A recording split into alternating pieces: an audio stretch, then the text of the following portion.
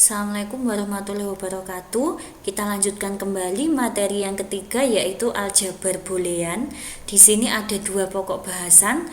Yang pertama postulat boolean dan yang kedua teorema aljabar boolean. Ini dulu juga sudah pernah kita pelajari di mata kuliah logika informatika.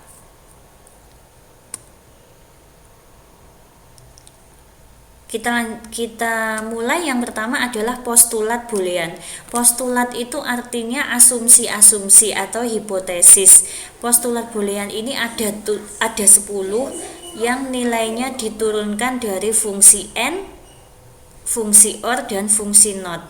Di sini yang bisa kita pelajari adalah nomor 1 sampai 4 itu mengadaptasi dari fungsi n, karena semuanya adalah bentuk-bentuk n, di mana 0 n 0 atau 0.0 hasilnya 0, 0 n1 hasilnya 0, 1 n0 hasilnya 0, 1 n1 hasilnya 1.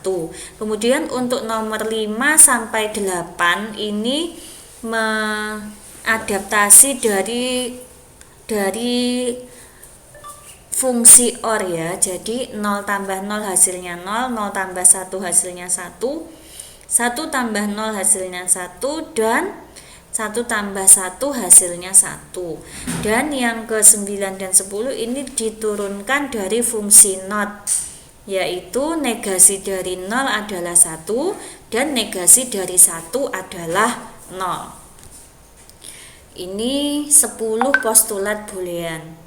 Selanjutnya, untuk teorema aljabar boolean ini ada 10 juga. Yang pertama adalah teorema komutatif atau hukum komutatif, di mana jika ada A OR B itu sama dengan B OR A tambah B itu sama dengan B tambah A n B sama dengan B n A. Itu komutatif, jadi berlaku kebalikannya. Yang kedua, teorema asosiatif. Asosiatif itu kita perhatikan di situ, jika ada A plus B dulu atau A OR B yang kemudian diorkan dengan C, ini bisa kita lakukan pengelompokan dimulai dari B OR C dulu. Kemudian hasilnya A diorkan dengan B OR C tadi. Untuk N juga bisa, A N B N C itu sama dengan A N B N C. Dikerjakan lebih dulu maksudnya. Selanjutnya adalah teorema distributif atau hukum distributif, di mana di sini berlaku untuk A N B OR C atau A kali B plus C itu sama dengan ANB ditambah dengan ANC. Atau yang kedua, A OR BNC ini bisa A OR B kemudian di-N-kan dengan A OR C. Yang keempat adalah hukum identitas, di mana jika ada A di-OR-kan dengan A, hasilnya A. Jika ada A di-N-kan dengan A, hasilnya juga A.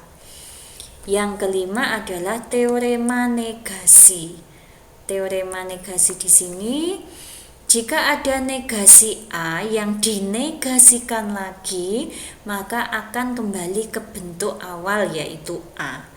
Yang keenam, teorema redundansi. Di sini kita perhatikan A OR ANB atau A plus A kali B, di situ diredundansi hanya menjadi A saja karena A yang lebih banyak. Jadi A meredundansi B, menghilangkan B.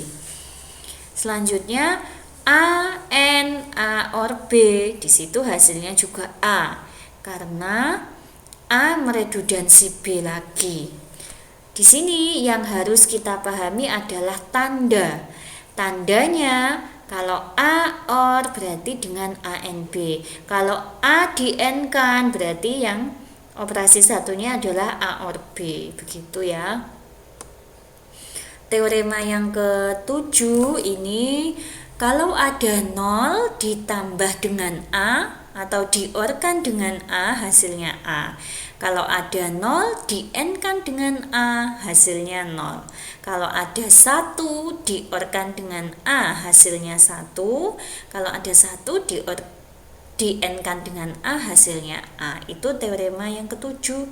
Kemudian teorema yang ke-8, jika ada negasi A diorkan dengan A, hasilnya 1, negasi A di-N-kan dengan A, hasilnya 0.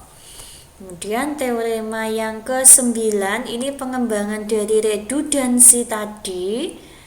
Teorema yang ke-9, jika ada A diorkan dengan negasi ANB, hasilnya tinggal A or B. Jika ada A di-N-kan dengan negasi A or B, hasilnya A and B. Dan yang ke-10 teorema De Morgan. Ini untuk NOR dan NAND. Yang pertama untuk NOR, A NOR B itu sama dengan negasi A di-N-kan dengan negasi B. Kalau ada A NAND B, ini sama dengan negasi A diorkan dengan negasi B.